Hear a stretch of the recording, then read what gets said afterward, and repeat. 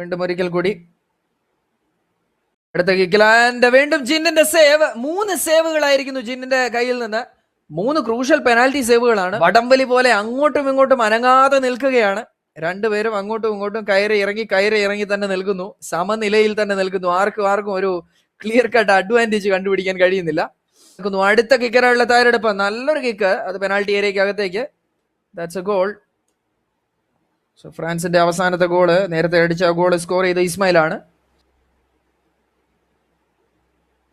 ഒരു clean and clear cut അടി. ഇനി പോർച്ചുഗലിന്റെ അടുത്തൊരു കിക്കാണ്. ഇത് പുറത്തേക്ക് പോയാൽ കാര്യങ്ങളൊക്കെ തന്നെയും ഏതാണ്ട് തീരുമാനമാകുന്ന ഒരു അവസ്ഥയിലേക്ക് പോകും. അത് മിസ്സാണ്.